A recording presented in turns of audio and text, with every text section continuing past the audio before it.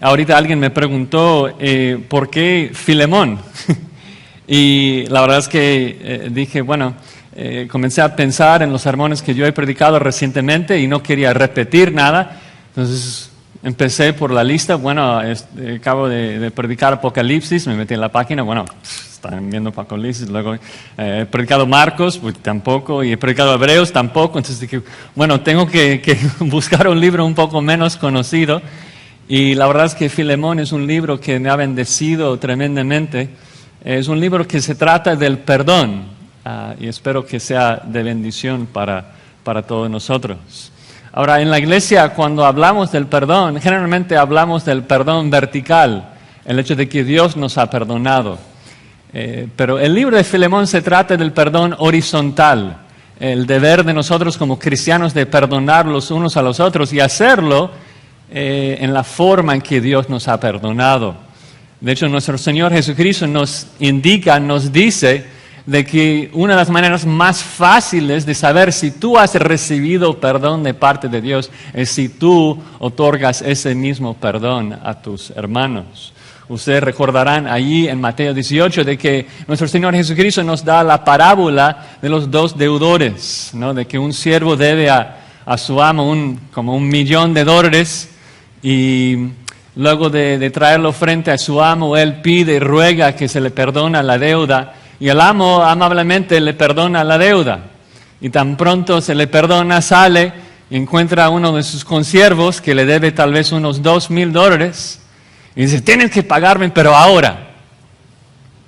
Y Jesucristo, después de comunicar esto, dice allí en Mateo 18:34, entonces su señor enojado le entregó a los verdugos hasta que pagase todo lo que le debía. Y dice, así también mi Padre Celestial hará con vosotros, si no perdonáis de todo corazón cada uno a su hermano sus ofensas. Impactante, ¿no? El hecho de aprender cómo perdonar de corazón cada uno a su hermano. Y eso es precisamente lo que el libro de Filemón nos enseña a hacer. Así que ya hemos leído el texto. Nos vamos a entrar de plano un poco en el contexto. Sé que no es un libro tan común, a lo mejor no lo han estudiado antes. Es un libro sumamente personal y se trata realmente de tres personajes: Pablo, Filemón y Onésimo. Entonces voy a resumir un poco de los detalles bíblicos acerca de estas tres personas. Pablo lo conocemos, es el apóstol Pablo. En este momento se encuentra encarcelado en Roma. Ustedes recuerdan de que después de ser convertido, él pasa unos años en la iglesia en Antioquía y luego la iglesia le manda con Bernabé en varios viajes misioneros. De hecho, va con 3. Pero al final de su tercer viaje misionero se encuentra en Jerusalén, es encarcelado, dura unos años allí y pierde la esperanza de salir. Entonces acude a César y le mandan a Roma. Cuando llega a Roma se encuentra allí unos 2 años encarcelado, pero encarcelado en una casa alquilada donde tiene cierta libertad para seguir predicando el evangelio, para seguir escribiendo cartas. Ahora, Filemón era un hombre, un cristiano, que fue convertido bajo el ministerio del apóstol Pablo. Suponemos de que aprendió el evangelio ahí en la ciudad de Éfeso, donde Pablo estuvo en su tercer viaje misionero. Suponemos esto porque Filemón vive en la ciudad de Colosas y Pablo en la carta de Colosenses indica que no había visitado a esa iglesia. Ahora, la iglesia, como vamos a aprender en Filemón, se reunía en la casa de Filemón. Entonces, un discípulo de Pablo que vivía en Colosas y la iglesia de los colosenses se reunía en su casa. Y él, Filemón, tenía un esclavo llamado Onésimo. Ahora, no sabemos todos los detalles de cómo pasó, pero antes del escrito de la carta de Filemón, este Onésimo, quien era esclavo de Filemón, huye de su amo. Es un esclavo fugitivo, algo peligroso. Sabemos que roba algo de su amo y huye.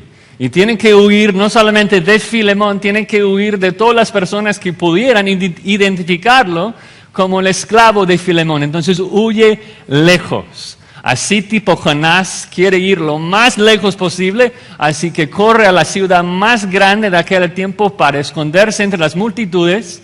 Y así tipo Jonás, huyendo del Señor, Dios lo guía precisamente en donde quiere que él esté, para que, otra vez sin saber detalles, él se encuentra a los pies del apóstol Pablo para escuchar el Evangelio. Y Pablo está haciendo lo que Pablo hace mejor, que es predicar la palabra con pasión, predicar a Cristo crucificado. Y Onésimo escucha el mensaje, el Espíritu Santo regenera su corazón y él es salvo. Ahora, esto es donde la historia se pone un poco chistoso, porque obviamente no sabemos si Pablo conocía a Onésimo, suponemos que no. Entonces Pablo comienza a discipular a Onésimo. Onésimo llega a ser muy tierno para Pablo, le quiere mucho. Y luego un día, otra vez, no sabemos cómo, Pablo se entera de que Onésimo es el esclavo fugitivo de su viejo amigo Filemón. Así que Pablo, aprovechando que Epáfras está ahí en Roma, que era el pastor de la iglesia en Colosas, Pablo se siente para escribir esta carta en donde Pablo va a escribir a Filemón y pedir que Filemón perdone a su esclavo fugitivo Onésimo. Y nos instruye cómo es entonces que cada hermano debe perdonar a otro hermano que le ha ofendido. ¿Más o menos? Pablo el apóstol, Filemón, la iglesia se reúne en su casa, un hermano, y Onésimo, el esclavo fugitivo de Filemón. Pues ya que hemos leído el texto, vamos a entrar de plano en el texto. Voy a dividirlo bajo 3 encabezados, de que si nosotros queremos perdonar a otros como Dios nos ha perdonado a nosotros, en primer lugar debemos confortar los corazones de otros. En segundo lugar, debemos abrir nuestros corazones para ministrar a otros. Y en tercer lugar, debemos perdonar a otros de todo corazón. Entonces, el primer punto ahí, comenzando en el versículo 1, Pablo da cierta introducción, como siempre hace. Dice: Pablo, prisionero de Jesucristo, el hermano Timoteo. Y luego se dirige la carta a Filemón, a Apia, a Arquipo, y luego, interesante, a la iglesia entera que está en su casa. La tradición nos dice que Filemón es el papá, Apia es la esposa de él y Arquipo es el hijo. Sabemos que Arquipo por el momento está funcionando como pastor, ya que Epáfras está en Roma con Pablo. Y lo que para mí es sumamente interesante es el hecho de que en una de las cartas más personales de todo el Nuevo Testamento, y aunque Pablo está escribiendo de segunda persona, tú, a Filemón, dirige la carta a toda la iglesia y pide que la carta sea leída a la iglesia entera. Y allí agarro la idea de que probablemente Onésimo era un esclavo de casa y la iglesia se reunía en la casa de Filemón. Entonces es probable que muchos de los cristianos que asistían a esa iglesia conocían a Onésimo. Y Pablo va a hacer que sea fácil para Onésimo pedir perdón a todos los hermanos de una vez y que sea más fácil. Pablo no puede acompañar a Onésimo para ayudarle, pero sí puede hacer todo lo posible desde la cárcel para hacer que sea fácil, ¿no? Y tampoco me tiene mucho sentido pensar de que Pablo va a hablar de Onésimo y su pecado en frente de los hermanos si Onésimo no ha pecado contra ellos. La Biblia nunca nos manda a pedir perdón a la gente al que no hemos ofendido. En el sentido de que, estás jugando fútbol y pecas contra 9 hermanos que están allí, no necesariamente tienes que pedir permiso para llegar acá al púlpito y confesar tu pecado en frente de todos los hermanos. Entonces me da la sensación de que por lo menos algunos de los hermanos de la iglesia tenían alguna historia con este Onésimo.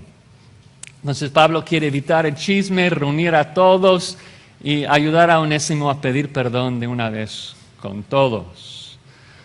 Continuamos, versículo 4, después de dar su saludo normal de gracia y paz a ellos. Pablo dice, doy gracias a mi Dios haciendo memoria siempre de ti en mis oraciones. Pablo inicia muchas de sus cartas de esa manera, pero qué consuelo saber de que el gran apóstol Pablo, que realmente no tiene mucho que hacer siendo encarcelado, está dedicando su tiempo y sus horas para orar por ti. Y como siempre, Pablo, en vez de simplemente decir, oro por ti, también anima a sus hermanos al decir qué es lo que ora en particular, les comparte el contenido de la oración. Y dice en el versículo 5, oigo del amor y de la fe que tienes hacia el Señor y para con todos los santos, y luego el contenido para que la participación de tu fe sea eficaz en el conocimiento de todo el bien que está en vosotros por Cristo Jesús. Ahora, este versículo 5 es un poco curioso. Recuerdo que la primera vez que lo leí me quedé un poco perplejo. Suena tal vez un poco católico si no prestamos atención a la estructura, porque dice, oigo del amor y de la fe que tienes hacia el Señor Jesús y para con todos los santos. Da la impresión de que Filemón tiene fe para con los santos. Y lo que pasa acá es de que los autores bíblicos no siempre estructuraban sus argumentos en la misma forma que nosotros. Este es un ejemplo clásico de lo que los teólogos llaman un quiasmo. Los judíos, cuando estaban ordenando sus argumentos, a veces usaban algo que es como un sándwich lógico, en donde pones el pan en las orillas y luego la carne adentro. Y el punto acá en la estructura original es de que Filemón tiene amor para con los santos y luego adentro la fe hacia el Señor Jesús. Pero si este parece perplejo, el versículo 6 aún más. Dice que el contenido de la oración, lo que Pablo está orando, es para que la participación, la palabra allí es comunión o koinonía, la comunión de tu fe sea eficaz en el conocimiento de todo el bien que está en vosotros por Cristo Jesús. Como que, ¿qué significa esto? Bueno, nosotros acá hemos estado hablando ya varios minutos acerca de Filemón, acerca de Onésimo y lo que pasó y lo que Pablo quiere. Pero en el contexto original, Pablo todavía no ha mencionado a Onésimo ni lo que quiere, no lo va a hacer hasta después del versículo 10.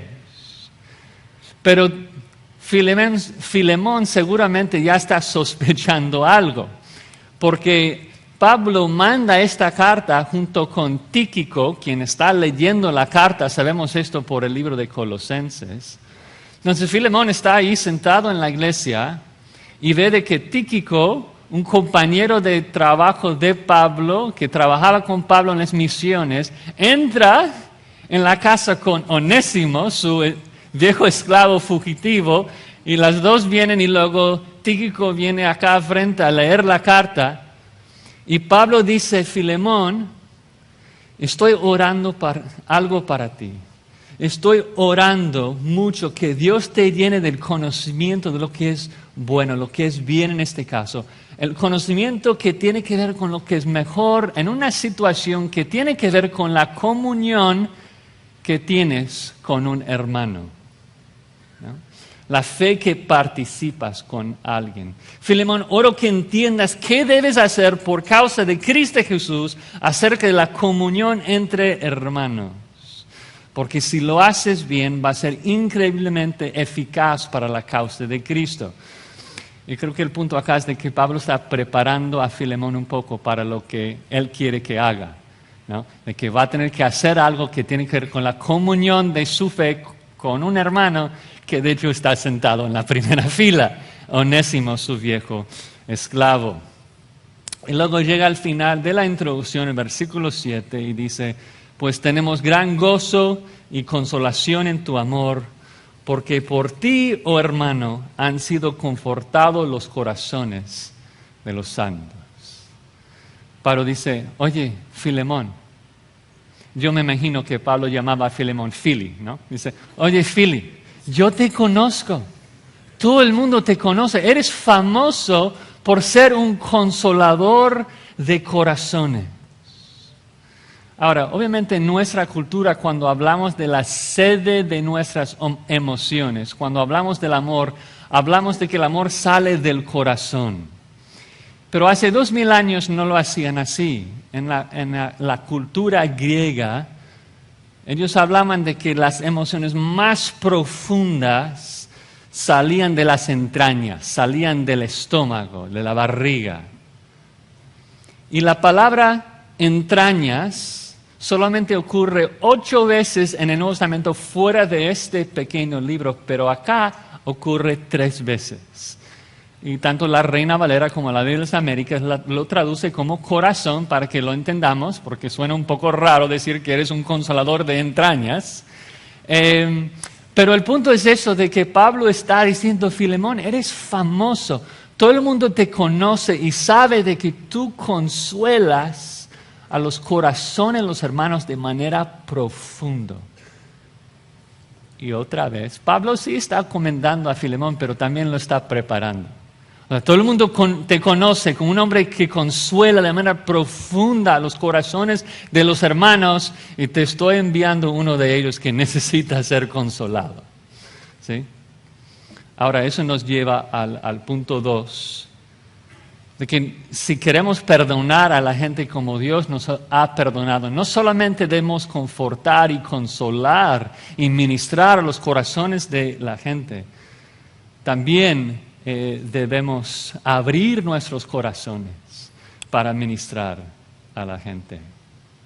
Comenzando con el verso 8, Pablo dice lo siguiente, y ahora entramos, por decirlo así, al cuerpo o el centro del mensaje. Dice, por lo cual, aunque tengo mucha libertad en Cristo para mandarte lo que conviene, más bien te ruego por amor. Y otra vez, Pablo todavía no ha mencionado nada acerca de Onésimo, no ha pedido nada todavía. Parece que está dando a Filemón tiempo para procesar la situación. Él está viendo a Onésimo, sabe que algo pasa. Y Pablo, con mucha sabiduría, no le obliga a hacer una decisión, a hacer algo rápido. Y creo que todos entendemos esto. Cuando la gente nos obliga a hacer algo, pero con mucha rapidez y sin poder procesar la información, a veces no respondemos lo mejor. Y sí nos agrada cuando alguien nos dice, ¿sabes qué? Piénsalo, toma un tiempo para orarlo, para platicarlo con tu esposa y hablamos mañana. Y veo un poco de esto acá, de que Pablo está dándole un poco de tiempo para ver lo que está pasando, porque Pablo quiere que responda bien.